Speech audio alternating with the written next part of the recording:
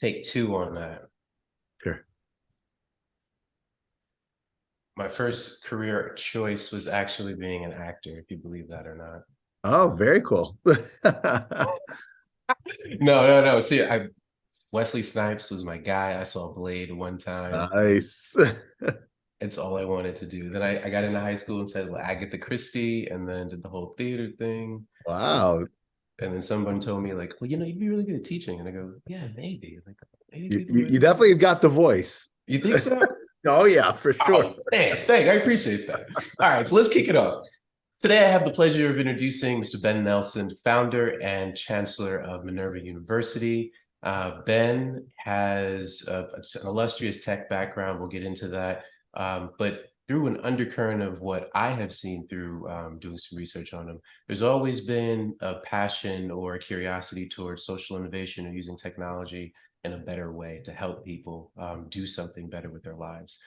Currently, he is pioneering how we start to rethink the four-year education process, university experience. And yeah, Ben, why tech?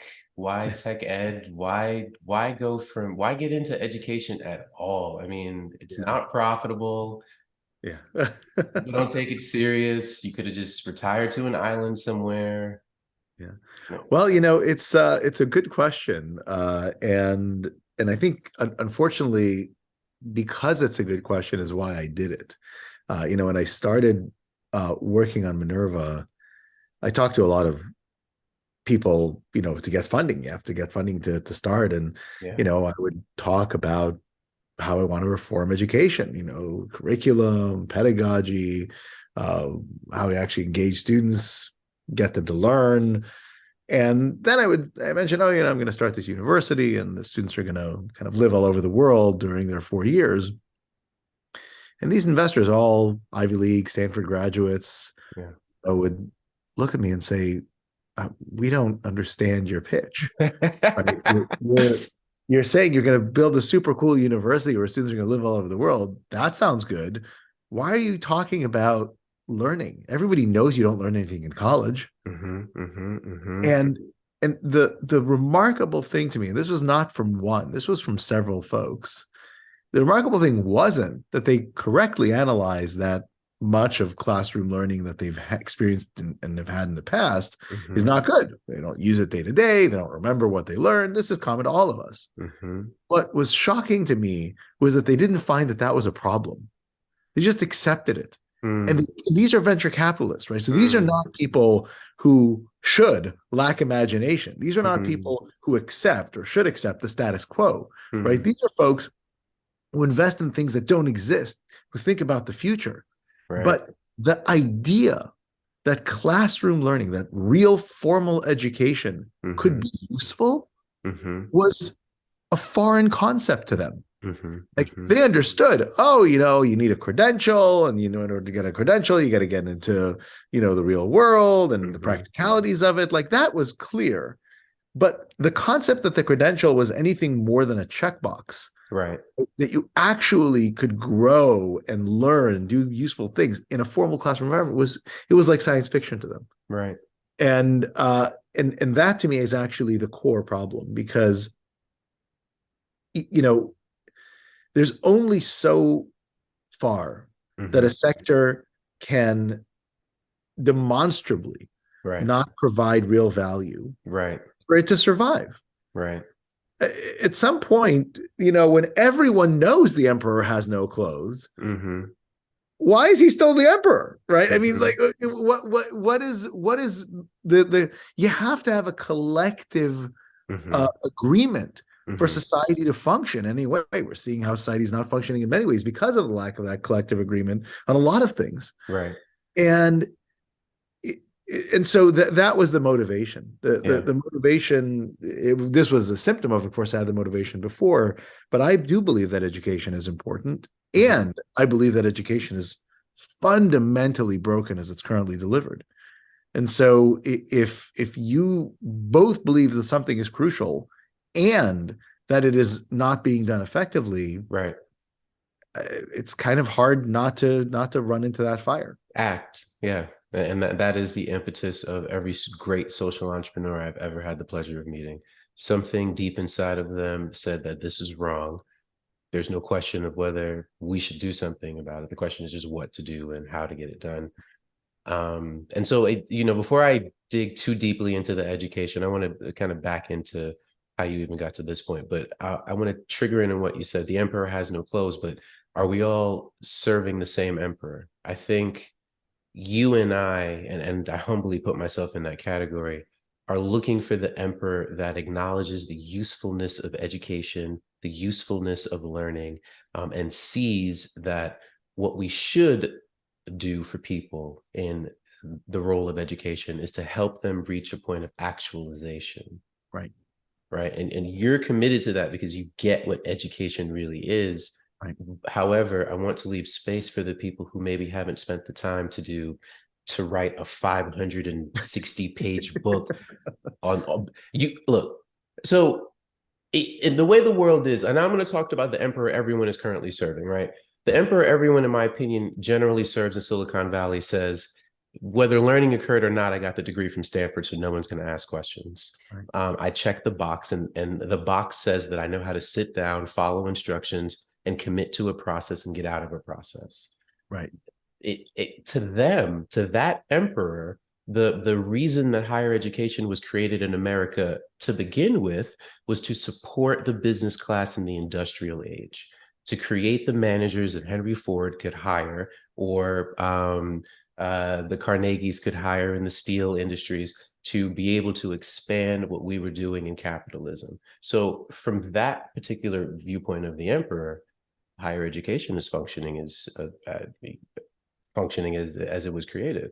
It's producing managers that can run blue chip companies, and well, less and less, because the requirements back then were fine, right? Mm-hmm. I mean, and the reality is that the current system, and and we have to call it as it is. Mm-hmm. The current system is actually not even that anymore. The current system really is about how do you maintain the social stratification that currently exists in society. Yes. These institutions are no longer, as a whole, there are certainly exceptions, but as a whole, this sector exists to serve how do you maintain a status quo. Yes, upper elite wealth. Right, that's right. And there's call it what it is. There's a fundamental problem with that for society.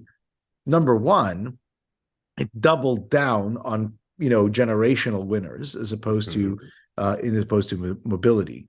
But secondly, when that becomes the goal, right, the second order effect is that people show up into positions of power that don't deserve to have them, and they're not trained in order to know what to do there. Exactly. So what happens is that the entire sector is focused on that, on justifying that, oh no, they do deserve to have that degree, they do deserve to have that job, and then they show up and they don't do the job that society needs them to do, right? And then everybody is see no evil, hear no evil, right? Say no evil, and it's everybody's blameless, right? So I don't know of any university in the United States, not a single one, that looks at their alums and the decisions that they make, not the ones they put on the brochures, right? But the ones they never talk about, right? And say, where did we fail in our education? Are you asking Wharton to take a look at Trump, or are you? That's right. That's exactly right. I'm looking because the successful ones, they said, yeah, I didn't learn anything in college. Yeah. I just, I would be successful no matter what. Right. But then what is an education, and what exactly. Then we're back to what type of managers. So I agree with you. Higher education, typically the Stanfords, the Harvards, they've been formulated on the Milton Friedman model of training management, which is the pushing the highest value of the firm over all social responsibility, right? Maximization of profit over everything. This new age of leadership, and some business schools, I think, are paying lip service to it and branding. But I think what you're talking about is how do we start to build that core, not only ethical leadership, moral leadership, but the deep entrenchment of what it means to actually lead. So when they get to those positions, they actually come with full consciousness. Yeah. So 2 days ago, I opened a brand new annual summit. Mm, And it was focused on the Mission Corporation. yeah. So, and the Mission Corporation is a company that is mission first Mm-hmm. and is connected to that mission. Now, that may sound fluffy and silly and all the rest, but there were hundreds of participants in a sold out conference Right. that was run by GSV Right. in cooperation. They held it at Southern Methodist University, SMU. So it was the SMU GSV Mission Company conference. And what was remarkable to me about that gathering was, usually when I go and give public talks, which I do basically on a weekly basis, Mm-hmm.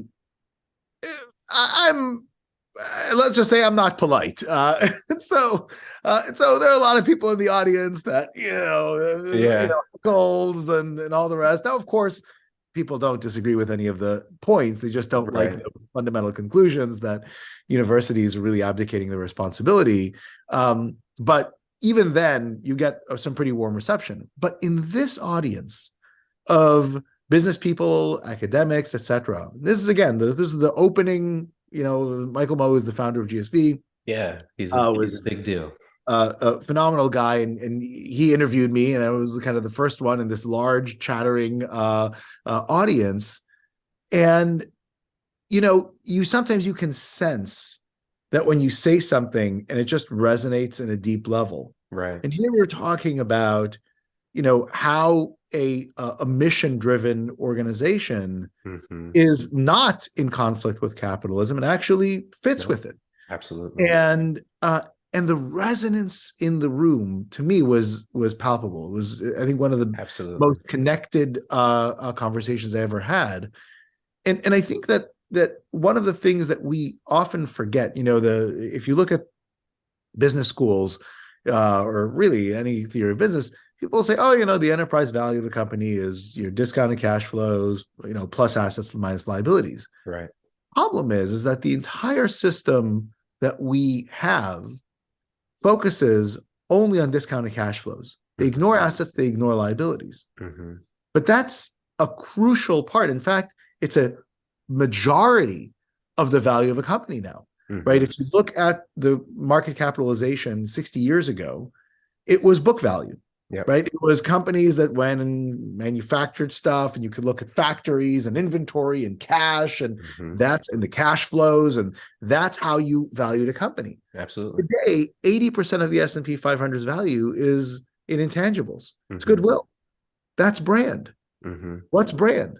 Brand is how closely do you deliver on the brand promise, on the mission that you pursue. Right. And so if you want to look at it from a cold, hard, capitalistic perspective, the market has for decades now rewarded fulfilling mission over short-term profits.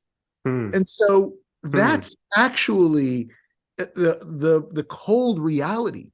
But the mechanisms of funding, of employment, of bonusing, they haven't caught up. Mm-hmm. We're still stuck in the system of 60 years ago, Mm-hmm. even though the market value is signaling something very, very different. And that Mm-hmm. shift in capitalism, I think, is one of the most important shifts that's necessary Mm-hmm. in the coming years, because that disconnect is causing enormous knock-on effect problems. Mm-hmm. John Mackey calls it conscious capitalism in his 2011 book. And I tend to, I think you're both speaking about the same macro effect of a shift in customer behavior to start to value a new vertical of value proposition from the firm.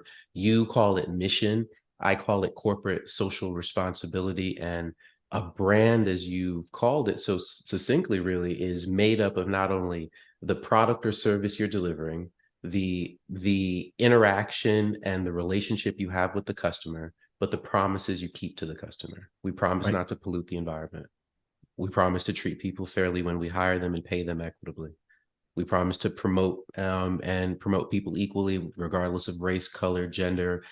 You can call this stuff fluff. You can call this, conscious business, but the market, our customers are signaling that this is a vertical that they value. They'll make buyer decisions and consumer decisions based on That's how right. you've reflected on your. There's a reason Patagonia can afford to give away $10 million a year in Black Friday sales, which is a Right. genius stroke of Right. genius by the. Right. Come on, I mean, a little. See, she didn't do it for brand, right? She didn't do it because it made her look good as a.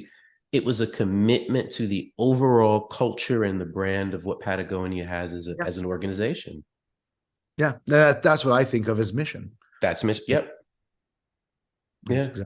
exactly. So now let's get into the nerdy education stuff. So because I have to.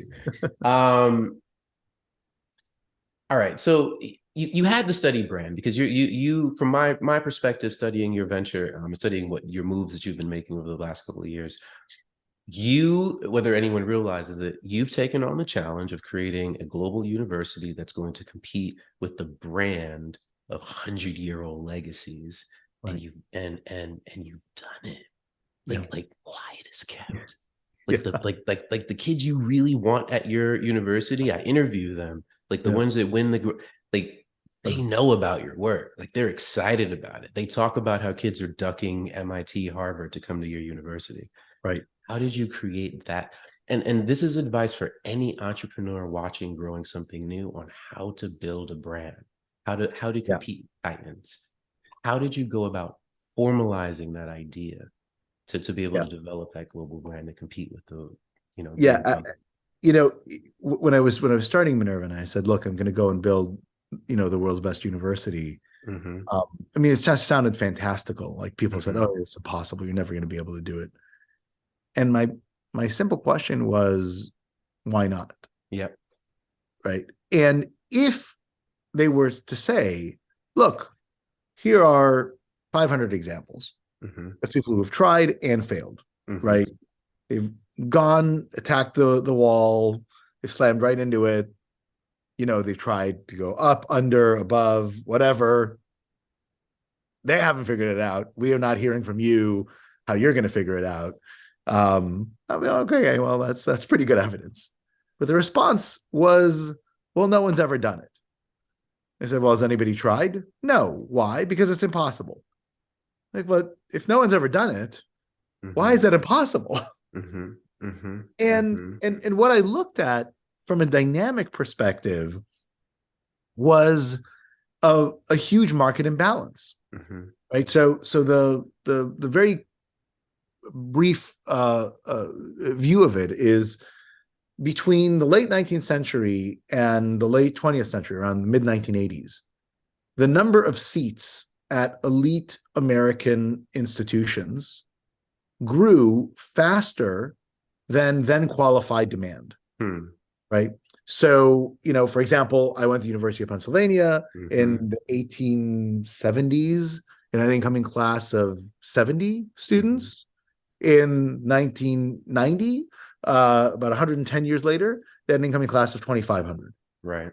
Right. So pretty dramatic increase. I mean, yes, of course, the United States grew. Yes, co-ed education has existed. Yes, you, in theory, were accepting students of various ethnicities and backgrounds. Yet, in the 1980s, University of Pennsylvania was still very bluntly a not a need blind admissions process, Right. at least in theory, right? And it said, look, we're here for people who can pay, Yep. and maybe we have some money here for some scholarships, If right? you're exceptional. That's right. And so they grew from 70 to 2,500 in a 110-year period in a growing country, in a larger aperture, but still serving a relatively small potential audience. Mm-hmm.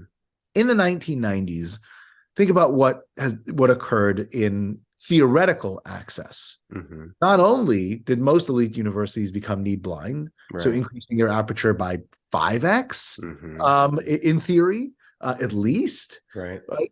But globally, geopolitically, we won the Cold War. Hmm. And all of a sudden, 1991, China and India liberalized their economies, the largest wealth creation event in history, not the internet, it was globalization. Hmm. Right? We think about the downsides of globalization on the Western middle class, which was Mm-hmm. significant. Mm-hmm. But the beneficiaries outside of the Western upper class was the global poor. The Absolutely. global poor continue to be enormous beneficiaries of globalization, right? Absolutely. Because it is wealth being sucked out of the West Yep. and being and creating now middle and upper income countries based on that. Mm-hmm. And so global demand for elite education went through the roof, Mm-hmm. and global demand for elite American education went through the roof, Yep. right? And so I saw a dynamic where both domestic and internationally, just like for like, you had this giant explosion of demand back then over 20 years, because this was now 13 years ago, right? So from 1990 to 2010. Right. And then look at the seats. So remember, my university went from 70 to 2,500 in 110 years. In the Mm-hmm. following 20 years, it went from 2,500 to 2,500, Mm-hmm. right? Every other elite university just kept static, Mm-hmm. because US News and World Report, and that's true to this day, basically came out in the mid 80s and told universities, start rejecting as many people as humanly possible. Easiest way to do that is not to grow the class, right? And so all of a sudden, I saw an opportunity.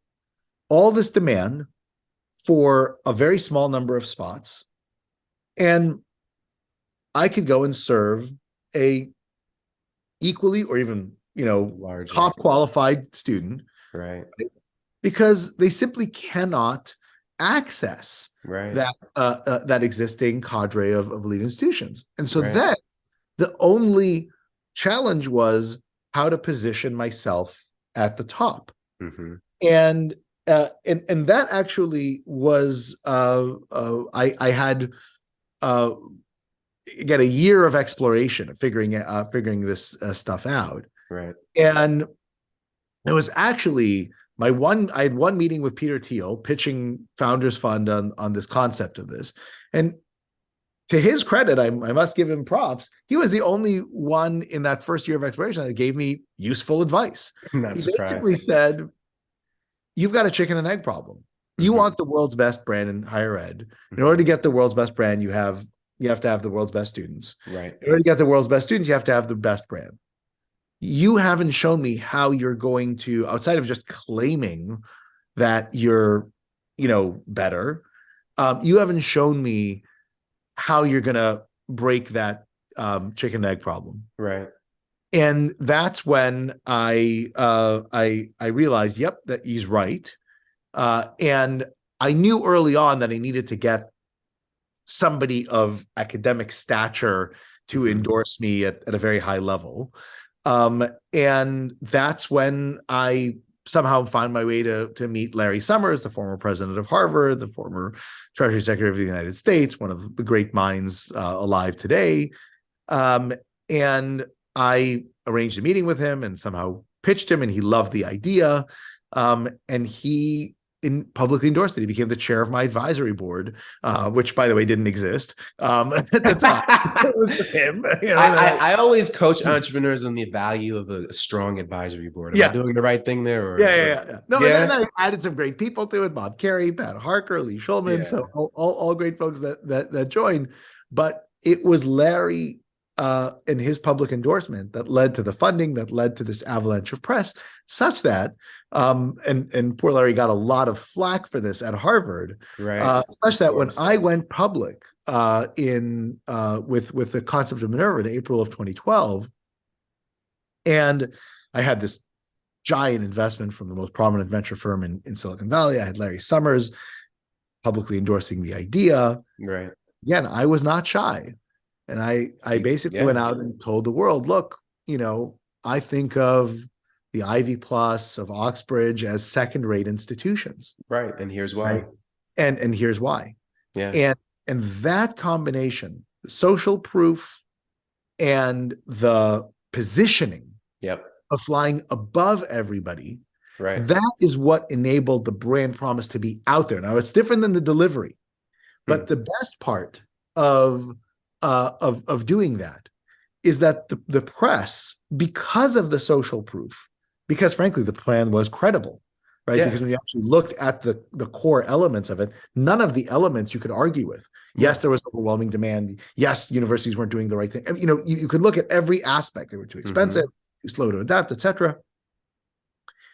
The press that I got was exactly the right. It was a lot of press, 15 billion media impressions in 3 years. But it was exactly the right kind of press.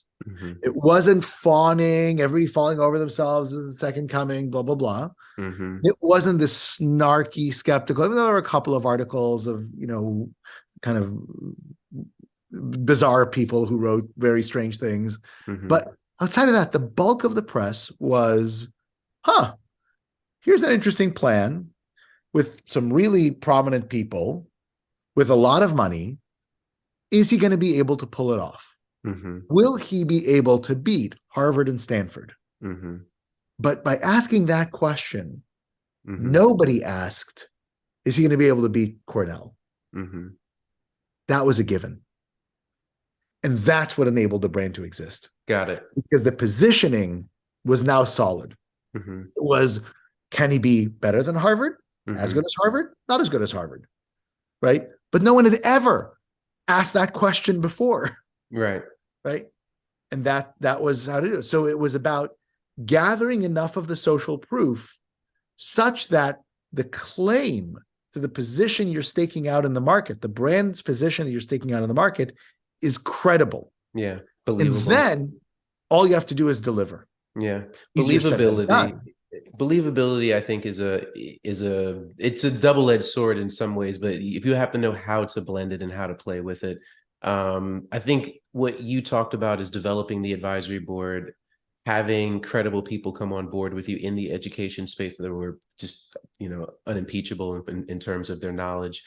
And then when they got on board and backed you, it opened the floodgates for other people to actually want to walk in. I think that's transferable knowledge to any entrepreneur or anyone starting anything. Yeah, I hope so. No, well, that's my job, so I'm hoping that it is. So I hear some other questions. So, why did you go with the Forum model for having your own environment, and talk a little bit about what the Forum is and how that piece of technology was developed? Because you have a consulting piece that was developed by your consulting arm, correct?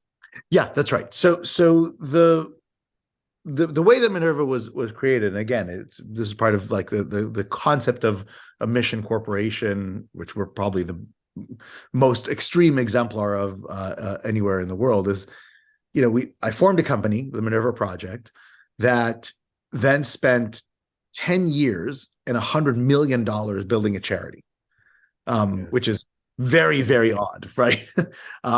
But the idea was that the nonprofit, right? If you want to build the only privately held elite higher education brand in history, I mean, Harvard, Stanford, Cambridge, Oxford, these are not investable assets, those brands, right? These are, public or private nonprofits, right? The Minerva Project is a corporation. And in order for us to build the intellectual property, the Minerva brand, the curriculum, the pedagogy, the digital learning environment that enables it, we had to actually demonstrate that in an environment that could compete with those brands on the same basis, on the same turf as a private nonprofit. Yeah. So one of the reasons that we wanted to develop everything in-house is that we actually didn't have a choice at the end of the day. Yeah. We initially we thought, oh, let's go and just pick stuff off the shelf. The problem was that we didn't actually have anything to pick from. Our conception, or my conception of education, because at the time it was just myself, Right. didn't actually fit with what the rest of the world thought education was. And so none of the technologies, none of the assets that exist, none of the curricula that existed would fit what we wanted to actually accomplish, right? And so we wound up having to build everything in-house. And because the idea was so radical, it was also living in a world that didn't quite exist yet. So for example, when I started working on Minerva, it was September of 2010. The underlying video technology, the platform called WebRTC that enabled embedded multi-threaded video in a browser, which was pretty crucial for my concept to even work, didn't come out in beta until January of 2013, 2.5 years later.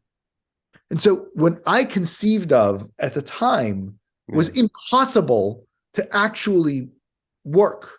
When I conceived of the concept of Minerva, again, September of 2010, the idea that technology-mediated education could be done for elite universities was unthinkable.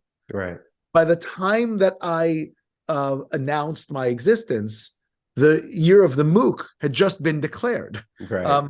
Minerva went out in the public consciousness 2 weeks before Coursera announced its existence, about 2 months after Udacity existed, about 2 months before edX existed. And so I was going to add edX there. That's a tough crowd to launch with. It was we rode that wave, and where they got all the hype, we were the ones that got all of the good press. All of the press that said, hey, can they do it? One of the reasons that Coursera, edX, and Udacity frankly failed, and they serve a lot of students and customers, but they've done very little to move the world in a positive direction. It's because they lived by the hype cycle, and therefore they died by the hype cycle. Right. And it's weird to say that they're died. They're large, thriving enterprises, but ultimately all they're doing is they're diploma mills, right? Yes. They're stamping certifications on people's foreheads without actual learning going on, which is of course what the rest of the sector does anyway, right? So it's not that it's not, it is what it is, but it certainly has not changed the sector. It's done the same thing. No, but their mission isn't. I mean, they may. This is again, you and I are serving a different king. Our standards are higher and are set for a different mission. Listen just to how you speak. You're saying that your students are more successful and their students have failed because you know that you're tracking your students' success in not only their jobs but what they do in their life. Like how good of people universities don't think that way because they're not setting their organization up with that as working backward strategy. Like, what is the ultimate goal of education? It is not to pass along information. It is to change forever the person that has come into your institution. And how do we mean change? Well, we want them to learn. Well, what is learning? Like you started from solving a problem. And I have to say this too, you had the credibility to just go out and just start this. Like you did $100 million or 300 million, I think 300 million sale for Snapfish after growing that for 8 years, 10 years. Coming in as CEO. So when you exit, as you well know in Silicon Valley, you gain trust. You could have just went like everyone else does in ed tech, right? And go, hey, Michael Moe, I have this great new idea. I've been successful at Snapfish. I know what I'm doing in technology, so let me change education. Most people would just give you the money. Strapping young white guy. I mean, they would just give it to you, man.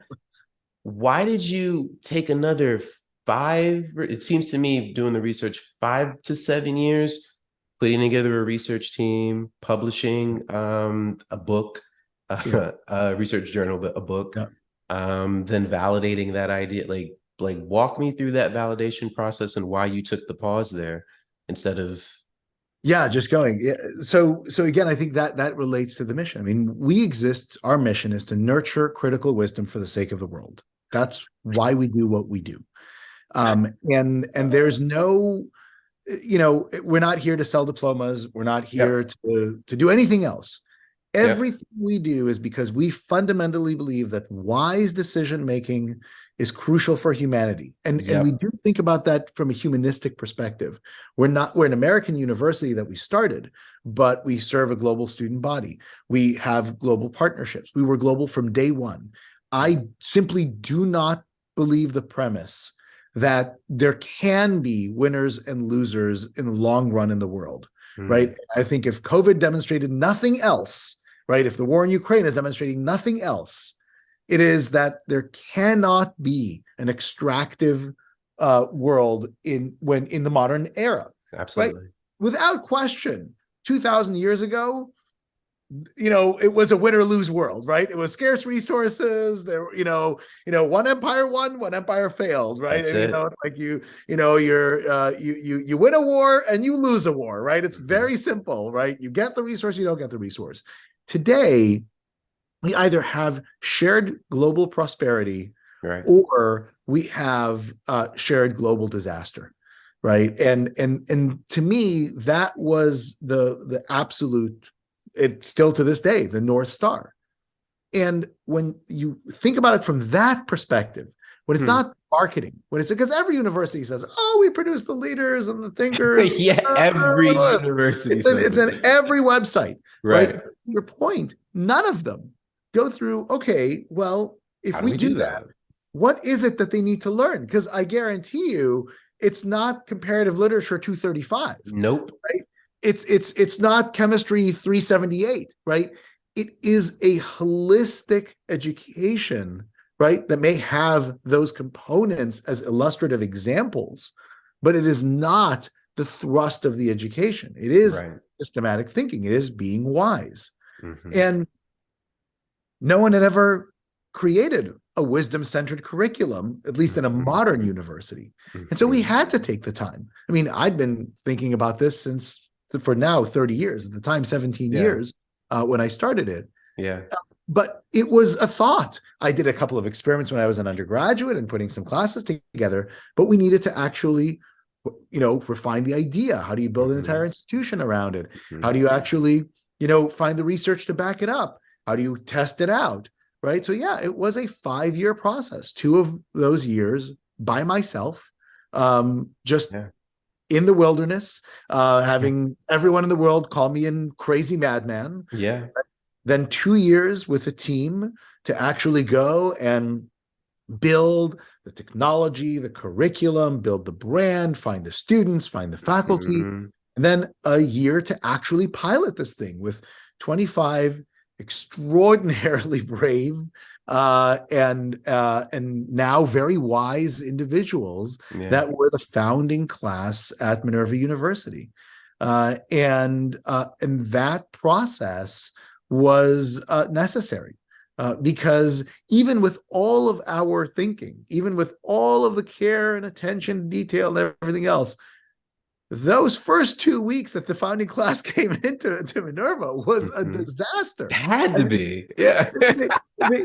Seriously, I think they averaged 2 hours of sleep per night in the first 2 weeks. I mean, we were literally killing them because we built it perfectly, not taking into account that, we took all the account of how the brain works and all the rest, but not taking into account that, a human also needs to sleep and, and eat. Just chill. Relax a little bit, have fun. Right? And so we had to tune so many things.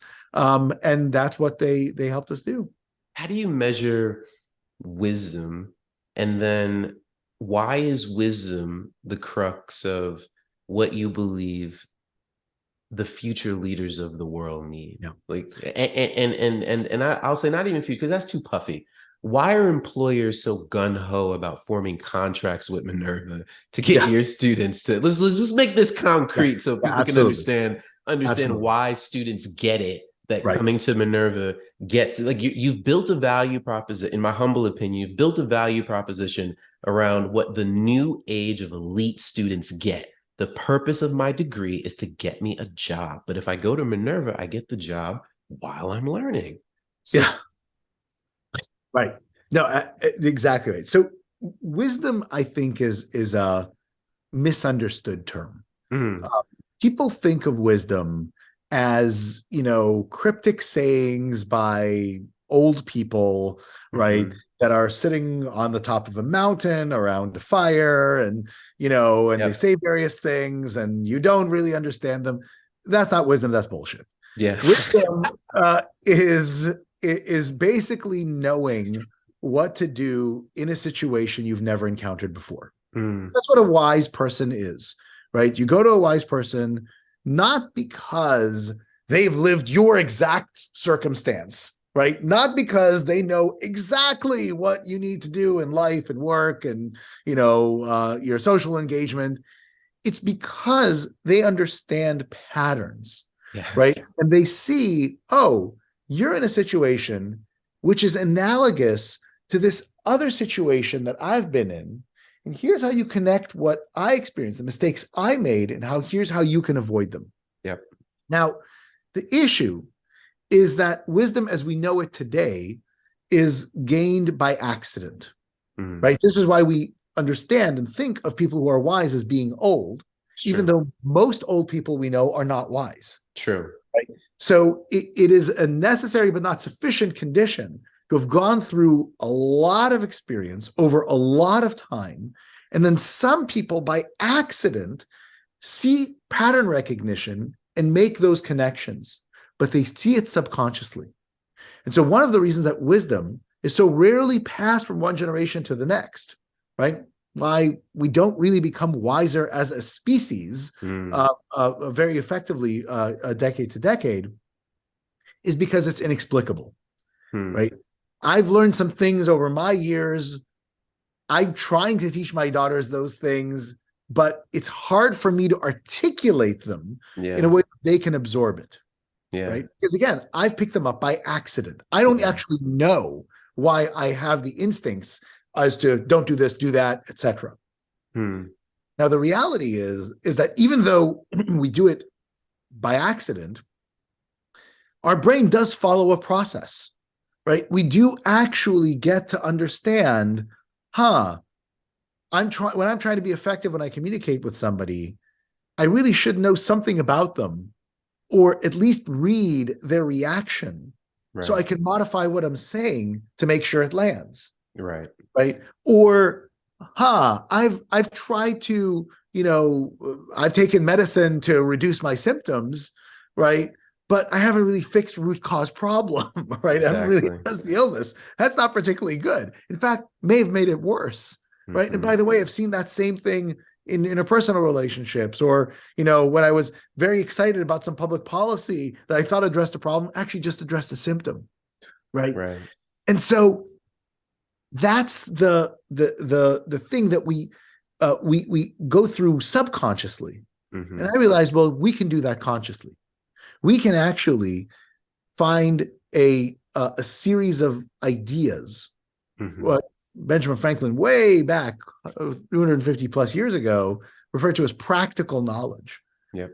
that you can then use in all sorts of contexts. Right. If we systematize it, if we actually call it out and tell people you are learning this habit of mind, you're learning this foundational concept from which you can build on, Right. and we help them practice applying those things over and over and over again across context after context, across culture after culture, across both creating work and critiquing somebody else's work, when they have to think spontaneously and when they've got time to deliberate, all Right. of the different mental processes. Right. Now you can actually teach wisdom at a much younger age. No, I And fully agree with you. If you don't mind me cutting it, I fully no, agree with please. you. So again, I believe that we all secretly are studying some likely the same things, but we have different framing. what Benjamin Franklin would refer to as practical education, I think I would refer to as Stoic philosophy. I think Stoic philosophy has to be taught in high school, maybe even younger. Let's start them with the Meditations of Marcus Aurelius for leadership. I mean, well, you're right. You have to put I think all things are trainable. I'm a teacher. I'm an educator. If I don't believe that I can't teach something, then I should just stop doing what I'm doing, right? So all things are transferable in a way or are learnable. So I do believe you can teach wisdom. I believe that we've so easily adapted age to wisdom because it takes time to go through things so that you can know something about them, so that you can form these patterns. However, because of the differences in culture, a lost boy who escaped the Congo, and grew up in that lifestyle knows more about grit and resilience than the Ivy Leaguer who went to Stanford any That's given right. day of the week and is 20 years older. Age in that context has no experience, right? So That's when we first interacted, and I told you that what you're building, if applied the right way, teaching wisdom and proper decision making can change and save lives in certain communities. I meant it. My experience coming from Detroit and coming in educational situation, even here in Philly, where a school I'm working with right now had 2 students shot last week. right. Decision making and wisdom.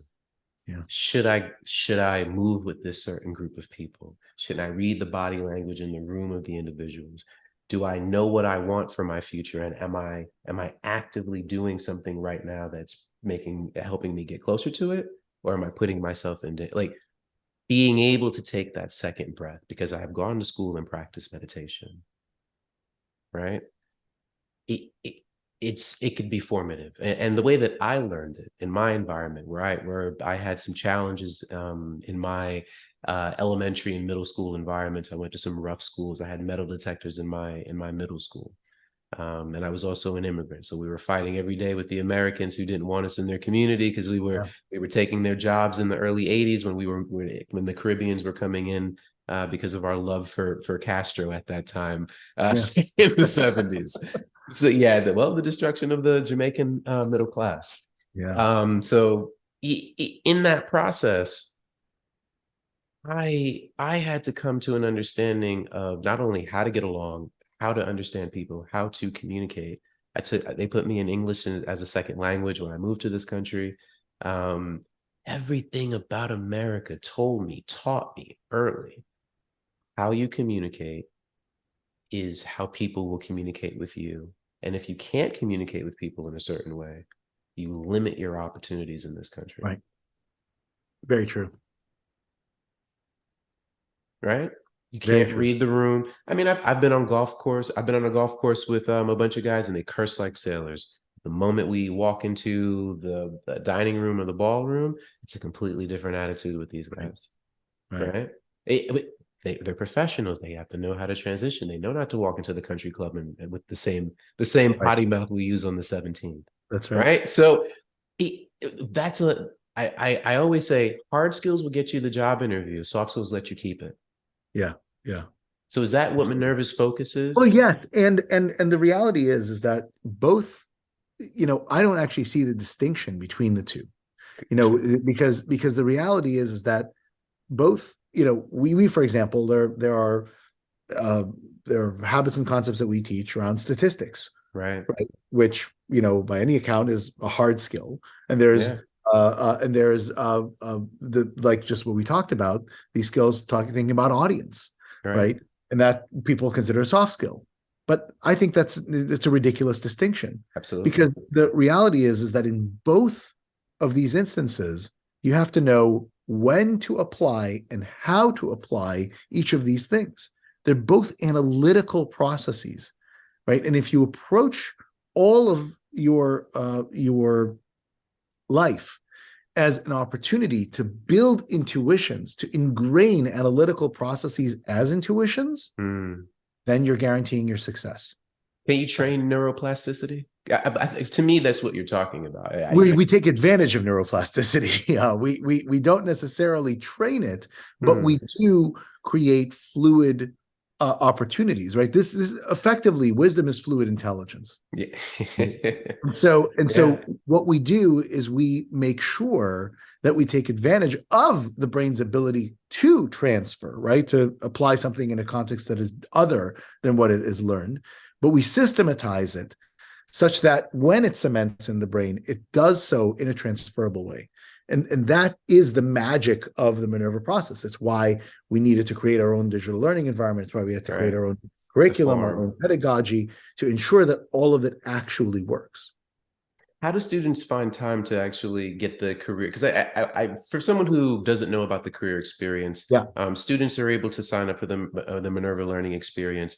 They travel around the world for their academic year, and I believe it's each semester they're in a different Country. cohort site. Right. Correct? That's right. All right. And so, but there's even though they travel to a different site, they stay within the same learning cohort as they learn Exactly. online. All right. Now, when they're there and they're learning on site in the different country or different city, how do they actually pick or select their work? What do you call it? Work furlough, work exchange Well, I mean, program, works. I mean, work they study. do civic engagements. They do projects Oh, in on site. They don't necessarily all work. I mean, 80% of our yeah. students work, but they usually work remotely, irrespective of where they are. Hmm. And they are applying what they're learning in the real world all the time. Every single class they take Right. has what we refer to as a location-based assignment, where they have to go and on their own find a local institution to apply what they're learning in their course in the real world. So again, it's all about recontextualization. Wow. And look, the Minerva experience is intense. Minerva curricula is more demanding of students. It is more demanding of professors than your cram for a final exam, pass and forget, right? And our students, and this is kind of being facetious, but it is true, they drink less. They don't have nearly as much time as other university students to do really two things. They drink much less, and they have far fewer organized, clubs and extracurricular activities. Yeah. Right? They substitute that with learning and living in the real world as adults. Hmm. Hmm. And I enjoy my glass of wine Yeah. and the rest. But I don't really have time on a weekly basis to go home and get blitz drunk party, right? Yeah. And You mean that's you're not building the number one party school in no, America, and I that's the I am reason not. that Yeah, I am not. most kids come to your school? That's not That's it? right. That is not it. That is not it. Minerva is very adult fun. It is. You go, Yeah. you live around the world, you have these amazing experiences, you have this great cohort of students, they have a great time. Hmm. But it is not about, you know, getting blackout drunk Yeah. and finding yourself, 36 hours later having no idea what Yeah. happened. Right. It's just Yeah. that's just not what they have time to do. No, I fully agree with that. It's funny you say that. I didn't even really start to have so becoming an entrepreneur in your early 20s, you're always at like entrepreneurship functions, you're always and there's always mixers, there's everything, right? You have to learn to just like hold a glass and just walk That's right. around and That's sit right. and like have a water and just and look like because if you walk around with nothing in your hand, you just look Yes. awkward and so right. So there's Exactly. so for the people who don't drink, and I'm not a big drinker myself, it took Yeah. me until like maybe 25, 26 to even like get into alcohol. But it for me, it's like you still have to know how to do it though, and you have to know what to order, Right. right? You have to know how to order a champagne, how to there are certain skills with Absolutely. alcohol that are adulting that I Yes. think that it is a part of a proper education for I some I executives. I do I just last Friday I did a wine tasting seminar to the entire Okay. graduating class, which is the last learning experience they have at Minerva. And I would do it in my freshman year, except it's illegal, so you have Yeah. to wait until they're 21. No, I think that's great.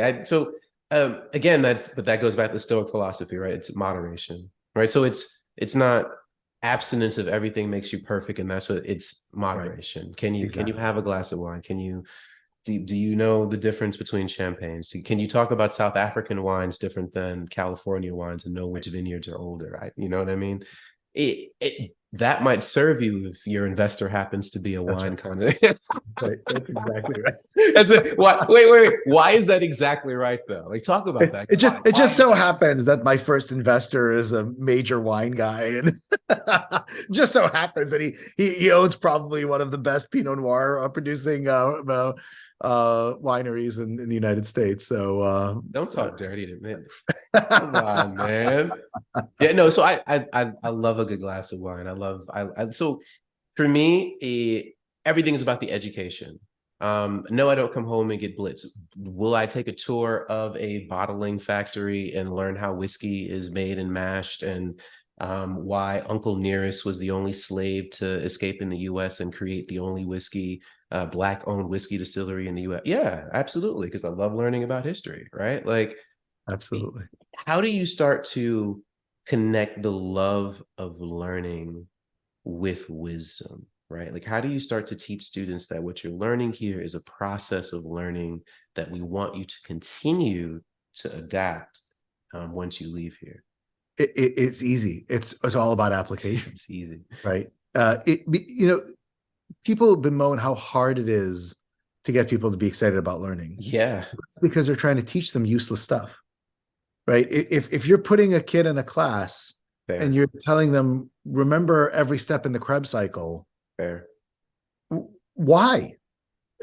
Maybe there's a reason to know it, but you're certainly not telling me what it is, right?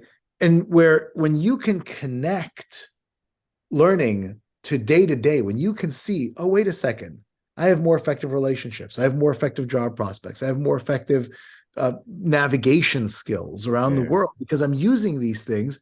Of course, they like learning better, Yeah. right?